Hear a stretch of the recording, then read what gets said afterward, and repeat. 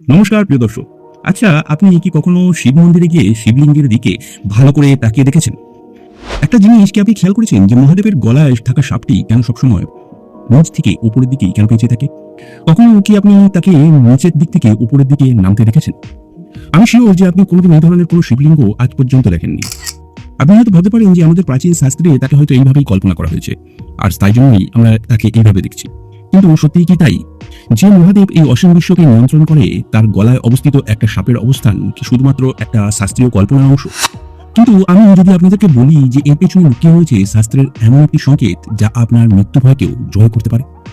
হ্যাঁ, আপনি একদম ঠিক শুনছেন। মহাদেবের গলায় অবস্থিত এই বিষধর সাপের অবস্থান আপনার মৃত্যু ভয়কে জয় করার সাহস আপনাকে দেয়। তো নমস্কার, আমি বৈদিক আর আপনারা দেখছেন নক্ষত্র দর্পণ। তন্ত্রশাস্ত্রে আসলে আমাদের এই শরীরকে ব্রহ্মাণ্ড হিসেবে দেখা হয়। শাস্ত্রে বলা হয়েছে যে মূলাধারে স্থিতা কুণ্ডলিনী, অর্থাৎ মানুষের মেরুদণ্ডের নিচে মূলাধার চক্রে একটি শক্তি সাপের মতো 3.5 পেঁচ দিয়ে ঘুমিয়ে থাকে। যখন একজন সাধক শিবের উপাসনা করেন, তখন এই শক্তি জাগ্রত হয়ে সুষমা নাড়ি দিয়ে উপরের দিকে উঠতে শুরু করে। আর শিবলিঙ্গের ওই ঊর্ধ্বমুখী সাপটি আসলে আমাদের সেই আধ্যাত্মিক উন্নতির প্রতীক। শাস্ত্র অনুযায়ী এই সাপটি উপরের দিকে থাকা মানে হলো আপনার চেতনা পশুর স্তর থেকে দেবতার স্তরে উঠছে। নিচ থেকে উপরে ওঠার এই যাত্রা, এই শক্তি হলো মোক্ষ। লিঙ্গ পুরাণে বলা হয়েছে যে শিব হলেন মহাকাল, অর্থাৎ সময়ের প্রতীক, আর সাপ হলো কাল বা সময়ের প্রতীক। সাপ যেমন নিজের খোলস ত্যাগ করে নতুন রূপ পায়, সময়ও ঠিক তেমনই। সাপ নিজেকে মহাদেবের মাধ্যমে আবর্তন করে। সাপটিকে শিবলিঙ্গে পেঁচিয়ে উপরের দিকে ফোনা তুলে রাখার শাস্ত্রীয় অর্থ হলো সময় বা কাল স্বয়ং মহাদেবের চরণে আশ্রিত বা উদ্যমী হয়ে তার আরাধনা করছে। অর্থাৎ যিনি শিবের শরণাপন্ন হয়, কাল বা মৃত্যু তাকে কিছুতেই গ্রাস করতে পারে না, বরং তাকে উত্তরণ দেয়। শিবলিঙ্গে সাপের এই ঊর্ধ্বমুখী অবস্থান আমাদের মনে করিয়ে দেয় যে আমাদের শরীরটা নশ্বর, কিন্তু আমাদের আত্মা অমর। সাপ যেমন পুরানো শরীর ছেড়ে নতুন রূপ পায়, মৃত্যুকেও ঠিক তেমন ভাবে দেখা উচিত। মৃত্যু মানে এখানে শেষ নয়, বরং একটি পুরানো খোলস ছেড়ে একটি নতুন যাত্রা শুরু। আর এই সত্যটা আপনি যত তাড়াতাড়ি বুঝতে পারবেন, মৃত্যুর আতঙ্ক আপনার মন থেকে ঠিক তত তাড়াতাড়ি মুছে যাবে। আপনি মহাদেব বা পরম শক্তির আরাধনা করবেন, তখন সময় বা মৃত্যু আপনাকে আর ভয় দেখাতে পারবে না।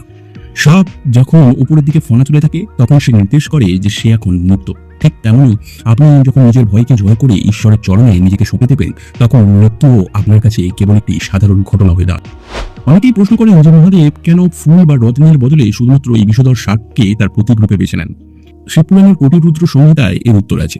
সাপ হল তামসিক শক্তির প্রতীক, যা বিষাক্ত এবং ভয়ঙ্কর।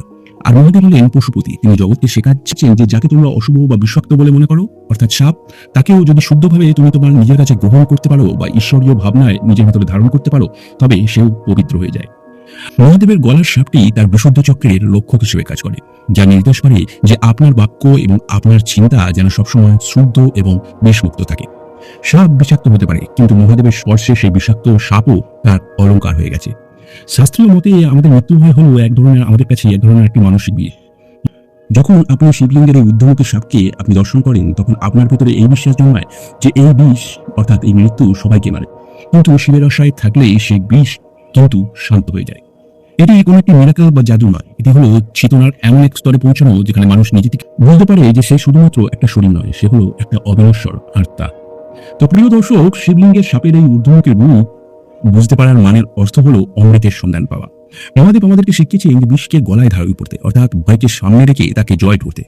তাই আজকের পর থেকে আপনাদের কাছে অনুরোধ যে যখনই আপনি শিবলিঙ্গের সাপ দেখবেন, তখন অবশ্যই বলবেন যে আমি শুধুমাত্র শরীর নই, আমি আত্মা, আমার কোনো মৃত্যু নেই, আমি অবিনশ্বর। আর ভিডিওটি ভালো লাগলে শেয়ার করুন, যাতে অন্যরাও তাদের মনে, তাদের চেতনায় এই সাহস যাতে খুঁজে পায়। এবং নক্ষত্র দর্পণের পাশে থাকার জন্য অনেক ধন্যবাদ। তো ভালো থাকুন, নির্ভয় থাকুন। তো দেখা হচ্ছে পরবর্তী ভিডিওতে। ততক্ষণ শুভরাত্রি, নমস্কার।